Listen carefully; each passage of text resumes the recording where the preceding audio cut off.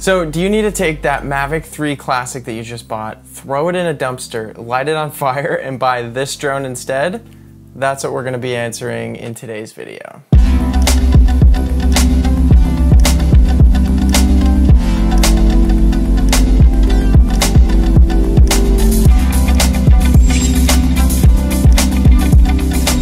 So I spent the past month or so all over Hawaii filming with this drone, and surprisingly did not crash it a single time. And that's pretty freaking good for me. So I've been flying drones since the Phantom 2, which was like the days where you used to just strap a GoPro underneath it and kind of just guess what you were filming. And I remember when the original Mavic first came out, it was so game-changing and so different from anything anyone had done before. Since then, they've used that foldable Mavic design for a bunch of different drone lines. But in my opinion, the Mavic 3 Pro is the biggest leap by far they've made since the original Mavic. The idea of having one drone with multiple focal lengths is a complete game changer. Now you can get shots that you could really only get from either like an Inspire 2 or even a helicopter before. I honestly got into flying FPV drones because I kind of got bored with the drones with just one focal length, to be honest. And since I got this drone, it's the first time in a long time where I've been really stoked to fly any other type of drone than an FPV drone in a while. I almost get as stoked to fly this thing as I do when you guys hit the like button. No, but seriously, it genuinely helps the channel out a ton, so if you could do me a huge favor and hit the like button, I will put a photo of a baby rhino at the end of this video. All right, let's get into the review. So to kick things off, let's talk about the hardware of this drone, which is a short section because this is actually just the same body as the original Mavic 3 that came out and then the Mavic 3 Classic. As far as what's in the box, I got a Mavic 3 Pro Fly More combo with the DJI RC. It came in this super nice bag. In here, you have the Pro remote controller. The cool thing with this drone is you can get a bunch of different configurations depending on how much money you want to spend. So you can get the normal controller, you can get this controller, so you can kind of customize what you buy to your needs. But in my case, I got the RC Pro, 3 extra batteries, and the drone itself. Also, ND filters, which is a super cool touch, and I love to see that from DJI. I'll talk a little bit more about flight time and battery later on in this video, but for now I'm gonna hop straight into the main thing that sets this drone apart from literally every other drone on the market, which is the camera. Cameras. If you're watching this, you probably already know the basics of why this drone is so appealing. But if not, here's a brief summary. So this drone has not one, but 3 different sensors with different focal lengths. The main camera is a 4/3 sensor that shoots a maximum of 5K resolution at 50 frames per second in 10-bit D-Log-M. This provides amazing color and dynamic range. It also has an adjustable aperture, which is super helpful for different lighting situations, and it goes from f2.8 to f11. If you step down to 4K, you can shoot slow-mo at 120 frames per second. Switching over to the photo capabilities, you can shoot 20 megapixel raw stills. And the focal length on this camera is 24 millimeters, which is just kind of your standard drone focal length. Great for capturing big landscapes, kind of setting the scene in your typical travel adventure video, and just the drone angle that everyone's used to. Moving on to the 3x zoom camera, you step down to a 1 by 1.3 inch sensor. And this focal length is about equivalent to a 70 millimeter lens. Even though it's a smaller sensor, it's still incredibly powerful, shooting a maximum of 4K 60, also in 10-bit D-Log-M. The dynamic range isn't quite as good as the main camera, but is still really solid and fun to color grade. I honestly had a blast color grading this footage, as you can pull a ton of detail from the shadows, bring down the highlights, and just get creative with things. On the photo side of things, it can shoot 48 megapixel raw stills.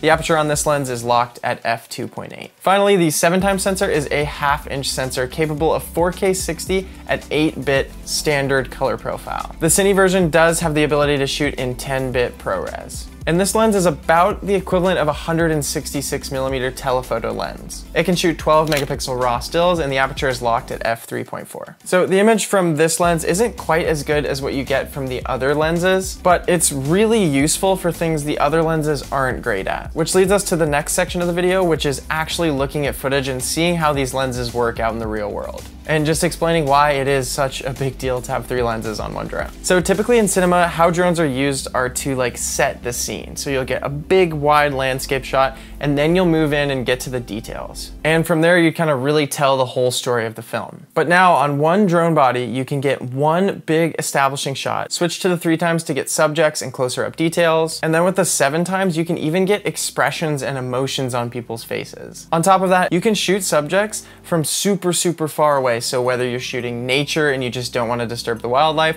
or you're shooting a friend doing something where it's not really helpful to have a drone buzzing in his face the whole time, you can just move in on the subject without actually interfering. It completely changes the drone filming experience. And even if you're not filming classic subjects, this drone allows you to give your viewer an incredibly immersive look at whatever you're trying to show. For example, here's a shot I took on the 1x camera, kind of just going around this mountain. Contrast that with the 3x lens, which quickly became my favorite out of all 3 lenses. See how it kind of just pulls the background closer to the mountain? In this case, the mountain is technically the subject, and it just makes the clouds and the environment completely different from the wide view. Especially when you're orbiting an object, you get this crazy parallax feeling where basically the background is moving way faster than the subject itself. And in the past, honestly, you really had to have an Inspire 2 or a helicopter to get shots like that. Next, I want to talk about this drone for photography, because I'm sure there's a ton of people out there that are going to buy this drone just for photography. And if you're an aerial photographer, in my opinion, this is a must-have drone. And that's for the simple fact that you can get photos that never were possible before with the help of the zoom lenses. Here's 3 photos I took on each of the lenses, and as you can see, each length gives a completely new dimension to each photo. The 1x camera is just kind of that wide angle, and then you zoom in a little bit and you can get a little bit closer to the subject, bring the background a little bit closer, but then when you switch to the 7x, you can really bring subjects closer in. The 1x camera takes incredible photos, the 3x camera takes really good photos, and then by the time you get to the 7x zoom camera, they're okay. They're not the best photos in the world, but they get the job done. I expect that to get much better in the future, as DJI is usually super good at improving their products just with software updates. Next, I want to talk about battery life and flight time. On paper, the flight time is 43 minutes, and my typical formula for getting drone flight time is you divide the on-paper flight time by 2 and then you add 6. And that was actually pretty true in this case. The few times I timed my flights, I got anywhere from 25 to like 32 minutes. As far as range, on paper, the range is 15 kilometers. I've personally taken my Mavic 3 to 5 miles, so basically you have enough range to do pretty much anything you'd want to do. So I've been talking super highly of this drone, but I think it's also important to talk about the things that I don't love. So here's a little list of things I've noticed that I think could use some improving. And genuinely, the #1 thing that I don't like about this drone is this freaking gimbal cover. It's so annoying.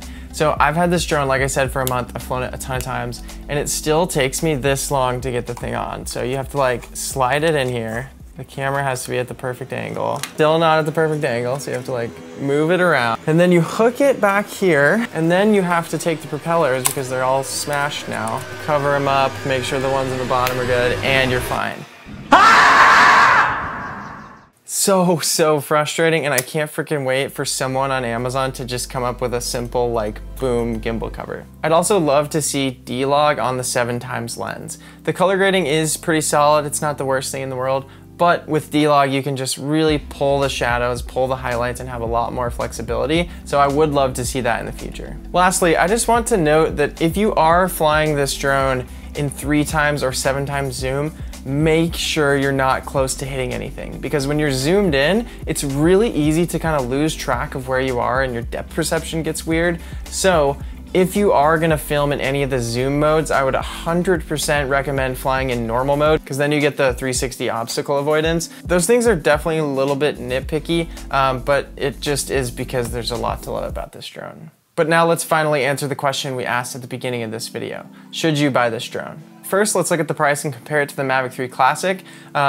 Just the Classic, because DJI isn't even selling any of the original Mavic 3s on their site anymore. The Mavic 3 Pro comes in at $2,199 for the base model with the DJI RC. They have a bunch of different RC battery combos working their way up all the way to the Fly More combo that I have. That one comes in at $3,889, but they kind of have a bunch of different tiers in the middle. The Mavic 3 Classic with the DJI RC, which is the same controller that comes with the base model of the Mavic 3 Pro, that one comes in at $1,759. $169. They do have a version with the super basic DJI controller for $150 less, but I personally like having the screen on the controller because then you just don't have to deal with like taking your phone out and stuff. So you're basically working with about a $450 difference here. If you're someone who's working with a super tight budget, DJI does have a couple other options in lower pricing tiers that are really freaking awesome, like the Mini 3 Pro. I actually have a video that I did on it right here if you want to check that out. There's also the Air 2S, which is an amazing drone. But if you're already going to spend like $1,700 on a drone,